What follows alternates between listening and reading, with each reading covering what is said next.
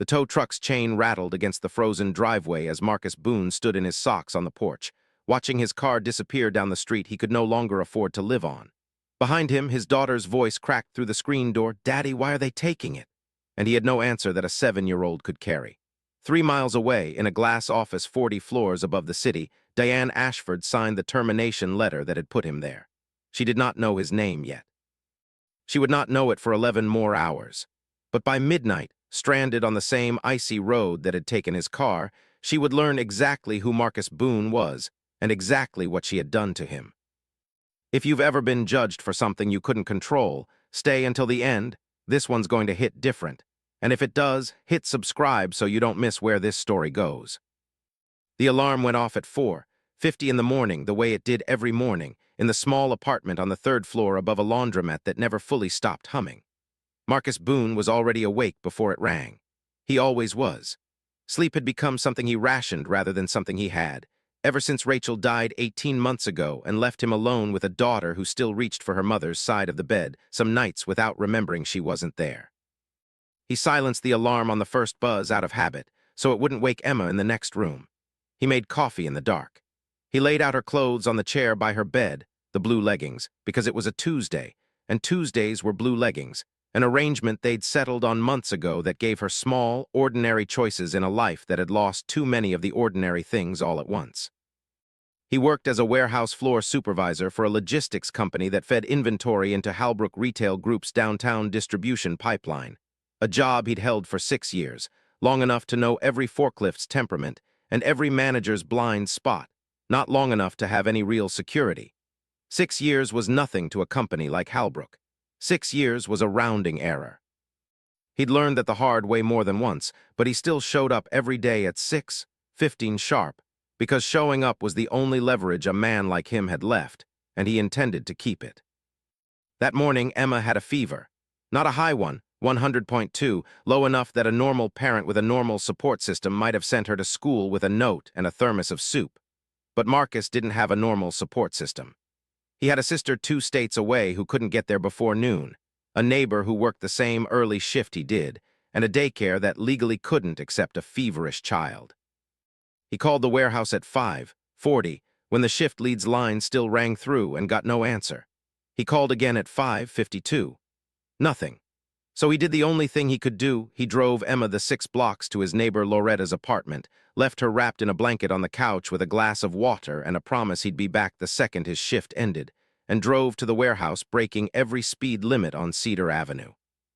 He clocked in at 6:23, 8 minutes late. In 6 years, it was the 4th time he'd ever been late, and the first 3 had each come with a note in his file and nothing more. This time, a woman he'd never met was standing at the loading dock with a tablet in her hand, and an expression that made the whole floor go quiet before she said a single word. Her name was Diane Ashford, and she was Halbrook's newly appointed regional operations director, 6 weeks into a mandate from the board to cut costs and tighten what the memo had called performance discipline across the distribution network. She had flown in from the corporate office that morning specifically to do a walkthrough of 3 underperforming sites, and Cedar Avenue's warehouse, chronically behind on its shipment windows, chronically over budget on overtime, was the first stop on a very short, very cold list. She had read the numbers on the plane. She had not met a single person who worked there.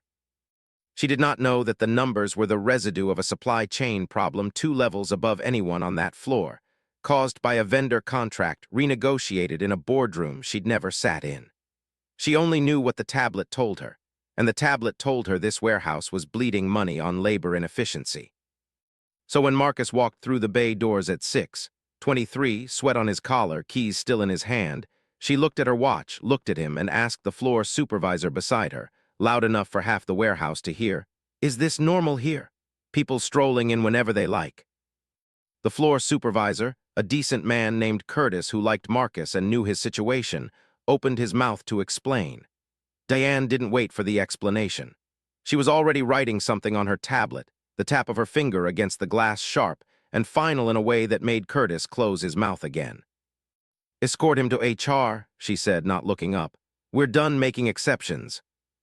Marcus stood there in his work boots, still catching his breath, and understood in the space of about 4 seconds that he was about to lose the only stable thing left in his and his daughter's life, and that the woman deciding this had not asked him a single question first. He tried anyway. "Ma'am, my daughter's sick. I called ahead." "You called ahead," Diane repeated, and there was no cruelty in her voice, which somehow made it worse. It was flat, administrative, the voice of someone reading a policy out loud rather than making a decision about a human being. "Then there should be a call log. HR can review it. Today isn't about one morning, mister." She glanced at his badge. "Boone. It's about a pattern of underperformance this site has had for 2 quarters running. Someone has to be accountable for that." "I'm not the pattern," Marcus said quietly. "I've been late 3 times in 6 years before today." "Then this will be a quick review," Diane said, and turned to the next item on her tablet, already moving down the line toward the next set of numbers that needed her attention. Already forgetting his face the way people who make dozens of decisions a day learn to forget the faces attached to each one, because remembering all of them would be unbearable. By 9 a.m., Marcus Boone was standing outside the warehouse with a termination letter in a manila envelope and a security escort who apologized under his breath the whole walk to the parking lot. Effective immediately, pending a review that everyone on that floor, including Curtis, who fought for him in the HR meeting until he was told to stand down, already knew would rubber stamp what Diane Ashford had decided in 4 seconds without ever learning his name. He sat in his car in the parking lot for 11 minutes before he could make himself turn the key. Then he drove to get his daughter.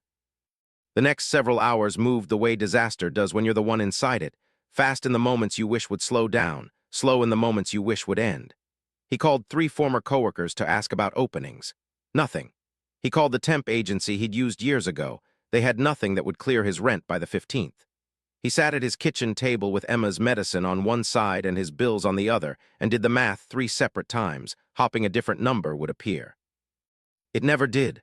By 4 in the afternoon, a man from the finance company that held the loan on his car called to say that the payment which had bounced 2 weeks ago, the one he'd promised to cover the moment his next paycheck cleared, a paycheck that no longer existed, needed to be resolved today or the vehicle would be recovered. He didn't have the money. He said so plainly because there was nothing left to soften it with. At 6:40 that evening, as the temperature outside dropped toward freezing and the first hard snow of the season began to fall sideways past his window, a tow truck pulled into his driveway. Emma watched it happen from the porch, fever forgotten in the confusion of watching her father's car get lifted onto a flatbed like something broken being hauled away. She didn't cry. She was too young to have the vocabulary for what was happening and too perceptive not to feel that it was bad. She just held her father's hand very tightly and asked the question he couldn't answer, and Marcus stood there in his socks in the cold and absorbed it the way he'd learned to absorb everything since Rachel died, quietly with his jaw locked, because someone had to be the calm one, and there was no one left to be calm for him. 12 hours. That was the distance between the woman on the loading dock making a decision in 4 seconds and the man on the porch losing everything that decision touched.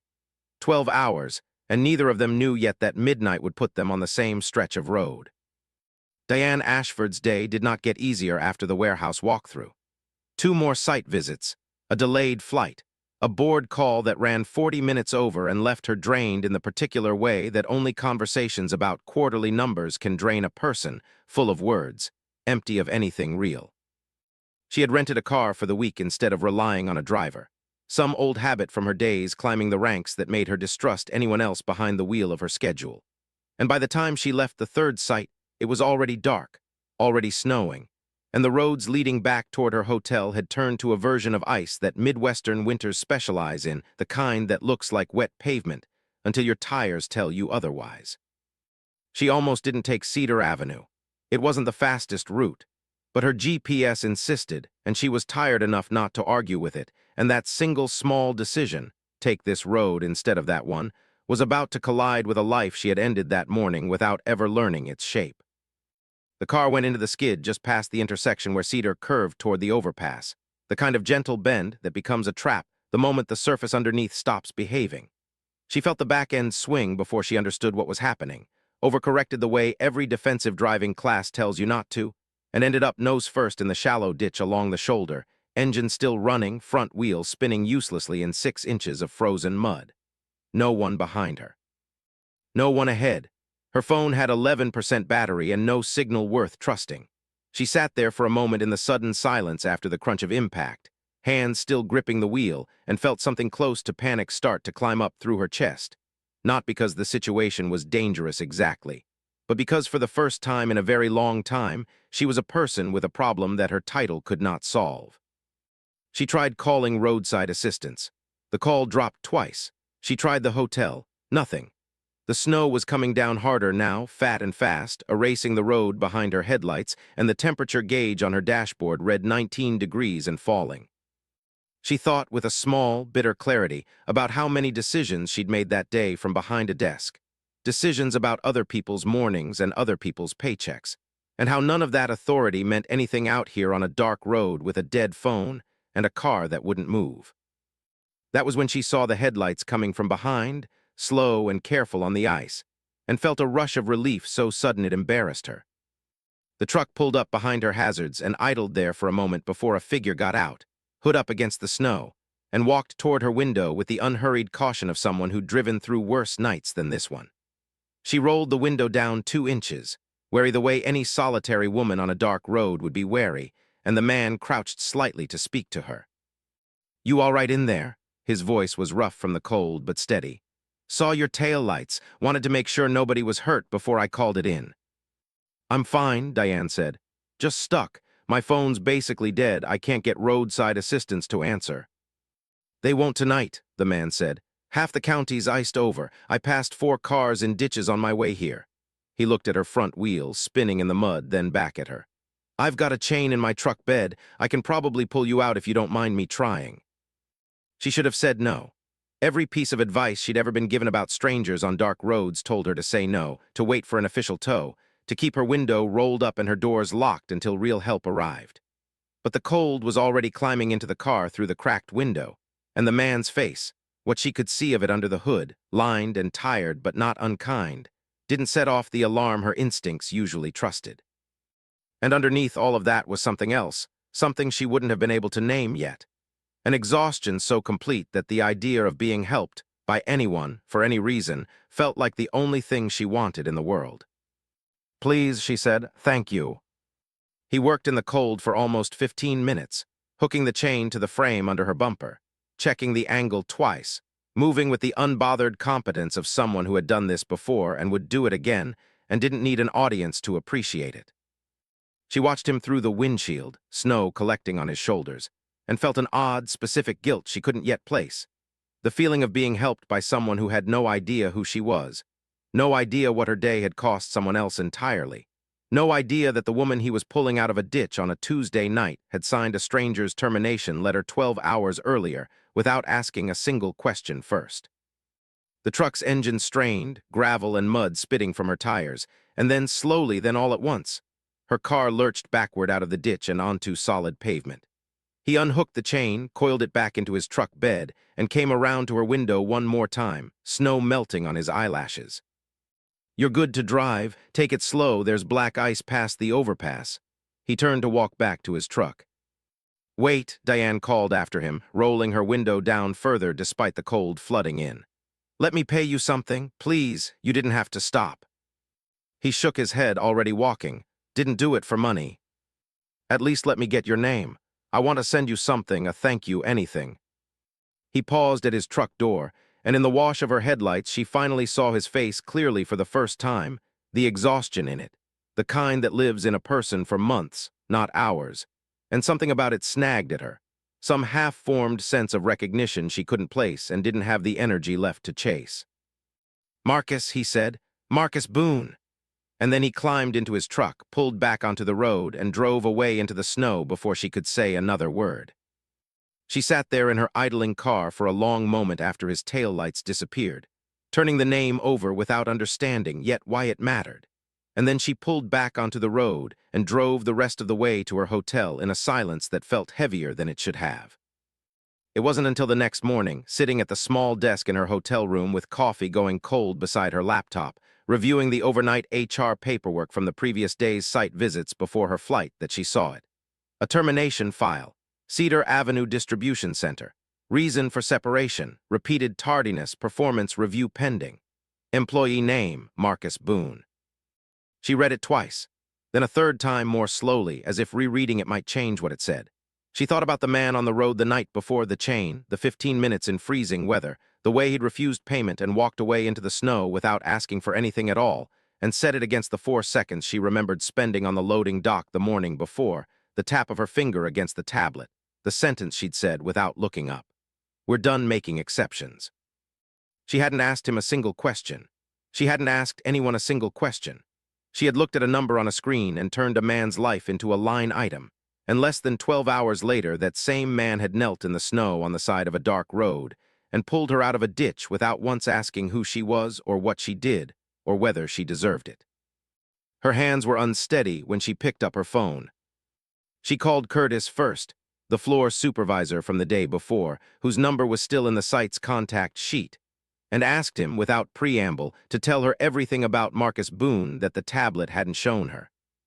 Curtis, surprised to be getting a call from her at all, and even more surprised by the question underneath it, told her about Rachel, about Emma, about the 6 years of near-perfect attendance, about the phone call to the warehouse that morning that no one had answered because the shift lead had left his desk to help unload a delayed truck. He told her about the fever, the neighbor, the 6 blocks driven at reckless speed by a man trying to do right by 2 people at once and failing to satisfy either one completely. The way parents in impossible situations always eventually fail somewhere, because there is no version of that morning where everyone gets what they need. Diane sat with the phone against her ear and said almost nothing for the length of the call, because there was nothing to say that wouldn't sound like an excuse for herself, and she had spent enough of her career listening to executives explain away their own bad decisions to recognize the shape of one forming in her own throat. She did not let it out. "I need his address," she said instead when Curtis finished. "Not for a letter, I'm coming there myself." She canceled her flight. She told her assistant to push every meeting on her calendar for the rest of the week without explanation, which was unlike her, and which generated exactly the kind of concerned phone calls from her superiors that she would normally have dreaded and today simply let ring through to voicemail. Some things mattered more than being reachable. She was starting, for the first time in longer than she wanted to admit, to understand which things those were. She drove to Cedar Avenue that afternoon, back down the same road, past the same ditch, now empty and unremarkable in daylight. No sign left of what had happened there 12 hours earlier except the tire marks in the frozen mud. She found the apartment above the laundromat and sat in her car outside it for almost 10 minutes, rehearsing sentences that all sounded wrong the moment she tried them out loud to no one, before she finally made herself get out and climb the narrow stairs to the 3rd floor. Marcus opened the door in the same tired flannel shirt he'd been wearing the night before, Emma visible behind him on the couch under a blanket, a cartoon playing low on the television, and for a moment neither of them said anything at all, because Marcus was still assembling the pieces. The woman from the road, standing at his door in daylight, and something in her face that didn't match a simple thank you visit. "Ms. Ashford," he said slowly, because Curtis must have told him she was coming, and something in the careful, guarded way he said her title told her exactly how much courage it had taken him not to close the door. "I know what I did," she said, before he could say anything else, before her own nerve could fail her the way it had never failed her in 20 years of boardrooms. "I fired you yesterday morning without asking you a single question, and last night you stopped on a dark road in the snow and pulled me out of a ditch without asking me a single one either. I've thought about almost nothing else since. I'm not here to make myself feel better. I'm here because what I did to you was wrong, and I don't know yet exactly how to fix it, but I intend to try, and I wanted to say that to your face instead of in a letter from HR." Marcus stood in the doorway for a long moment, one hand still on the frame, and behind him Emma had gone quiet, watching the 2 adults with the particular stillness children develop when they sense something important happening that they don't yet have words for. "You didn't know my name until last night," Marcus said finally. It wasn't an accusation, it was just true, and both of them knew it. "No," Diane admitted. "I didn't, and that's the part I can't stop thinking about. I make decisions like the one I made yesterday morning all the time, Mr. Boone, dozens of them a week. I don't usually find out what they cost. Last night I found out. I don't get to unknow it now." She told him, standing there in the hallway because he hadn't yet invited her in, and she understood she hadn't earned that she was revering the termination effective immediately, that the file would be corrected to reflect an excused absence rather than a violation, that Curtis's original account, the one dismissed in 4 seconds on the loading dock floor, would be entered into the record exactly as he'd told it. She told him she was recommending, formally, that the site's tardiness policy include an emergency exception clause for documented medical situations, something that should have existed already and hadn't, because policies built from a spreadsheet in a corporate office rarely account for what a single mother's fever actually costs a single father at 5:52 in the morning. Marcus listened to all of it with his jaw tight, the particular tightness of a man deciding whether to let himself hope for something after a day that had taught him not to. "And the car," he asked quietly, "doesn't fix that." "No," Diane agreed. "It doesn't. That's not something I can waive a policy at." She reached into her coat and held out a folded check, and when he didn't move to take it, she set it gently on the small table just inside the door instead of pushing it into his hands. "This isn't charity, and it isn't a bribe to keep you quiet. It's back pay, calculated as though yesterday never happened, plus what your car is worth to replace it outright. You can tear it up if it makes you feel like I'm buying my way out of what I did. I'd understand that. But I'd rather you use it, because your daughter needs you to have a car more than I need you to forgive me." Emma, from the couch, spoke up in the small, clear voice of a child who has been listening the whole time and has decided the conversation needs her opinion. "Are you the lady who took Daddy's job?" The question landed in the hallway like something dropped from a height, and Diane crouched slightly so she was closer to the girl's eye level, some instinct from her own long-buried childhood telling her that this answer mattered more than anything she'd say to the adult in the room. "I made a mistake about your dad," she said. "A big one. I'm here because I want to fix it, and because he helped me last night when he didn't have to, and I think that's about the bravest, kindest thing a person can do for a stranger." Emma considered this with the total seriousness only a 7-year-old can bring to a judgment, and then said, "He does that. He helped Mrs. Loretta move her couch even though his back hurt." It wasn't forgiveness, not exactly, that wasn't hers to give, but it was an opening, a small crack of grace passed from a child who didn't fully understand the stakes, but understood instinctively that her father was a person worth defending. Marcus finally picked up the check from the table, not because the money fixed anything, but because his daughter was watching him, and some decisions a parent makes not for themselves, but for what their children learn from watching them made. "I'm not doing this because of the money," he said, looking at Diane directly now. "I'm doing this because Curtis says you're actually going to change the policy. If that's true, if some other guy with a sick kid doesn't lose his job over 8 minutes next winter, then this was worth something. That's the only part I care about." "It's true," Diane said. "I'm not asking you to trust me on it. I'm telling you I'll show you the language before I file it if you want to see it." He nodded slowly, and something in his shoulders came down half an inch, the particular release of a man who had braced for a fight and found, instead, an actual apology. A rare enough thing in his experience that he didn't quite know how to hold it yet. She didn't ask to come in. She didn't overstay a welcome that hadn't fully been extended. She said goodbye to Emma, who waved with the uncomplicated warmth children offer before they learn to withhold it, and walked back down the narrow stairs into the cold afternoon feeling something she hadn't felt in a long time in her career. Not triumph, not relief exactly, but the particular ache of having looked directly at the cost of her own speed and decided, finally, to slow down. The policy change went through 6 weeks later, written with language Curtis himself helped draft, an emergency exception clause now standard across every Halbrook distribution site in the region. A small, unglamorous piece of paperwork that would quietly protect people whose names Diane Ashford would never know, in situations she would never witness, because of one snowy night on Cedar Avenue that had cost a warehouse supervisor his job, and, in a stranger and more roundabout way than either of them could have predicted, cost a regional director the comfortable distance she'd built between herself and the consequences of her decisions. Marcus went back to work at Cedar Avenue 2 weeks after the visit, once his own hesitation about walking back through those doors had settled enough to let him.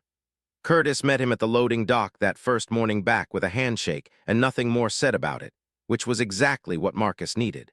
He kept the blue leggings tradition going every Tuesday. He kept the coffee brewing in the dark before the alarm went off.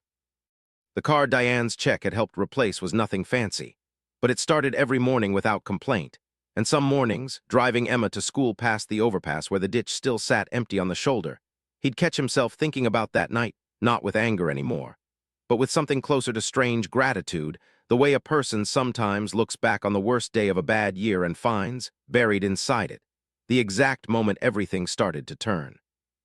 Diane never told anyone at the company what had happened on Cedar Avenue that night, the same way she never mentioned the check or the drive to the apartment above the laundromat. It wasn't a story she needed credit for.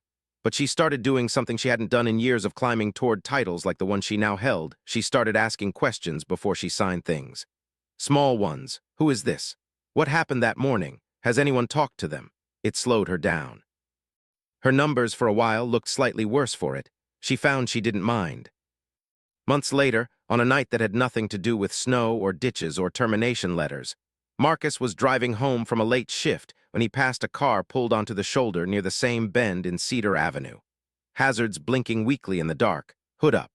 A figure standing beside it in the cold looking lost the way anyone looks lost when their evening has gone sideways on an empty road. He slowed without thinking about it, the way he always did now. Some habit formed the night he'd stopped for a stranger and found out, weeks later, exactly how far that single decision had traveled. He pulled over, got out into the cold, and walked toward the car to see if whoever was inside needed help. Because somewhere along the way, without ever deciding to, he had become the kind of person other people could count on finding on a dark road. And there are worse things a hard year can leave behind in a person than that. If this story reminded you that the person you overlooked today might be the one who saves you tomorrow, that's the whole point of telling it. And if you want more stories like this one, the kind that stay with you after the video ends, subscribe and stay close, because the next one might hit even closer to home.